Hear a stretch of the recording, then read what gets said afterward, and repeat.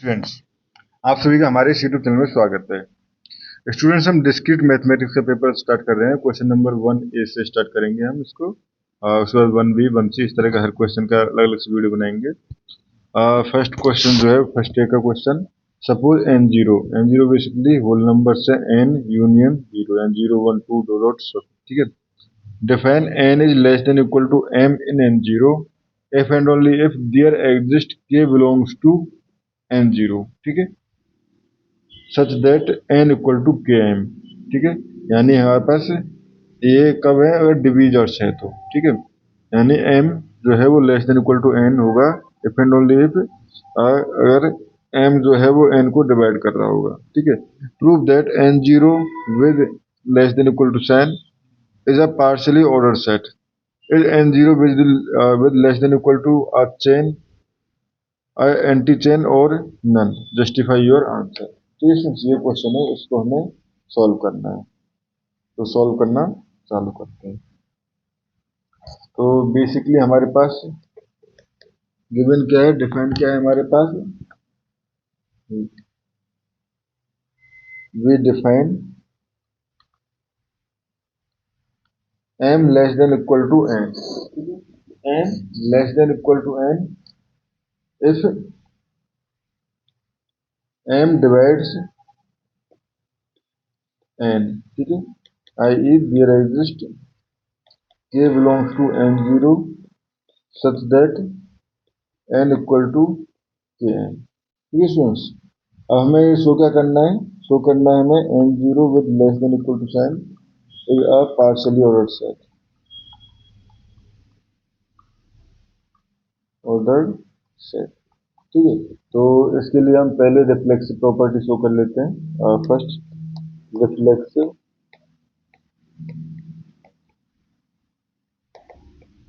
Reflexive property अगर हम show करना चाहें तो देखो, for m belongs to n0, ठीक है, एक k इक्वल टू 1, ठीक है, then m equal to 1 dot n, अगर k इक्वल टू 1 ले लें तो ये हमारे पास रहेगा। तो यहाँ से हम कह सकते हैं m डिवाइड n, ठीक है, and thus m less than equal to n, तो यानी रिफ्लेक्सिव प्रॉपर्टी तो इसमें सेटिस्फाई होती है, ठीक है। उसके बाद antisymmetric property,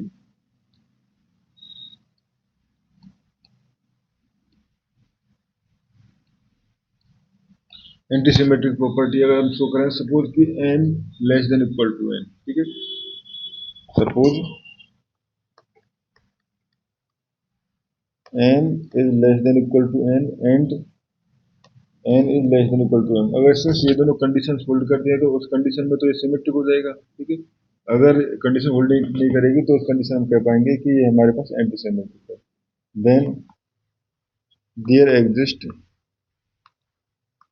k and l belongs to n0 such that n equal to kn and m equal to ln, ठीक है। तो यहाँ से अगर मैं वैल्यू पुट कर दूँ तो ये हो जाएगा हमारे पास, देखो यहाँ से m इक्वल टू ln है, ठीक है। तो ये हो जाएगा हमारे पास m इक्वल टू l, ठीक है, k m, ठीक है। तो ये हो गया। यहाँ से हमारे पास अगर मैं इसको एक साइड में तो n कॉमन लेके 1 minus L K 1 minus L K equal to 0, ठीक है। अब इसको देखो,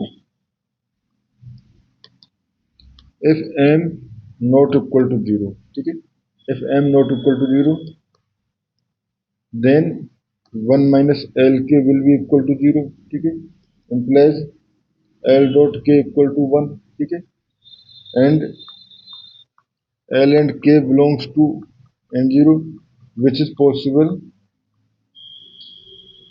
then lk equal to 1 is possible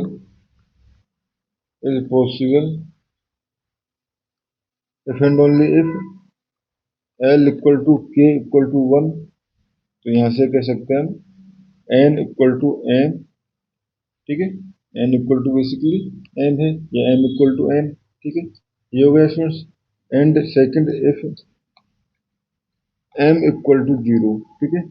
then from n equal to K M, n equal to K M, ठीक है।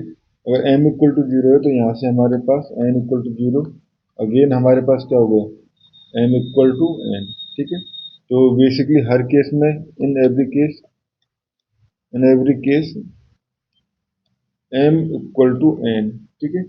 हेंस रिलेशन इज, हेंस अगर वो कंडीशन होल्ड करती है n तो हेंस रिलेशन इज एंटीसिमेट्रिक, ठीक है। यानी m ग्रेटर देन n और n ग्रेटर देन m दोनों कंडीशन जो है वो एक साथ सेटिस्फाई नहीं कर रही है, ठीक है।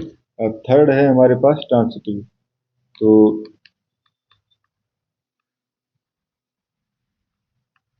ट्रांसिटिव कंडीशन अगर हम देखें तो basically if m less than equal to n and n less than equal to p, then उस कंडीशन में मैं n को क्या लिख सकता हूँ m के, ठीक है।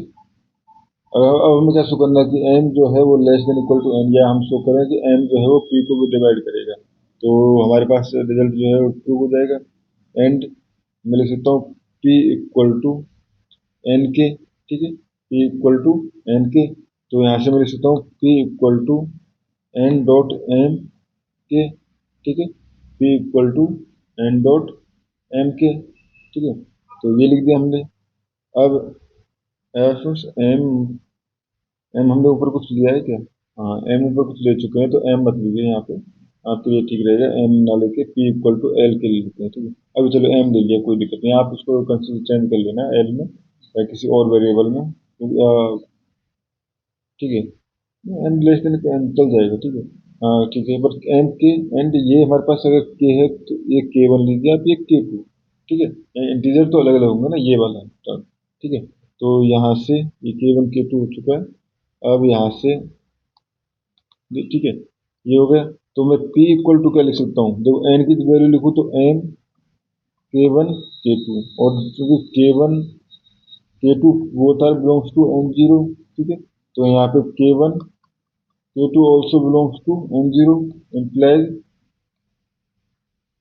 p डिवाइड m, और यहाँ से हम कह सकते हैं और p is less than equal to m, p is less than equal to, sorry m is less than equal to m, और p डिवाइड्स m, सॉरी ये हमने क्या लिखा, m डिवाइड p होगा, ठीक है। m डिवाइड p, एंड यहाँ से हम कह सकते हैं m is less than equal to p, ठीक है। तो यहाँ से हम कह सकते हैं n0 with less than equal to sign is a coset and partial order set, ठीक है स्टूडेंट्स। ये हो गया। अब हमारे पास पार्ट है कि ये हमारे पास चेन है या एंटी चेन है या नन, ठीक है। तो अगर देखें चेन अगर कब होता है हमारे पास, आज चेन, ठीक है, would require for every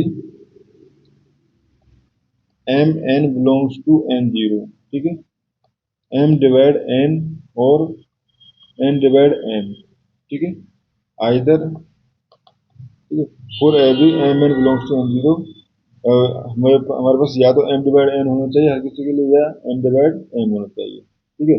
but यहाँ पे अगर देखें हम नेचुरल नंबर्स में n0 नंबर्स में, तो 2 does not divide 3 and 3 does not divide 2, but so it is not a chain, so it is not a chain, ठीक है। अब anti chain, and anti chain would require, ठीक है, क्या require करता है, no two distinct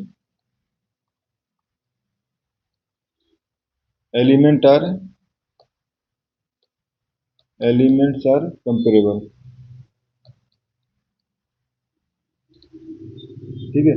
but it is fails, यहाँ पे भी इट इज फेल्स बिकॉज अगर देखो 2 डिवाइड 4 है, ठीक है, तो उस कंडीशन में 2 is less than equal to 4, तो कंपेयर हो गया, ठीक है। तो यहाँ से हम कह सकते हैं it is neither chain no anti chain. ठीक है, और इस क्वेश्चन में हमें इतना ही करना था। Thank you.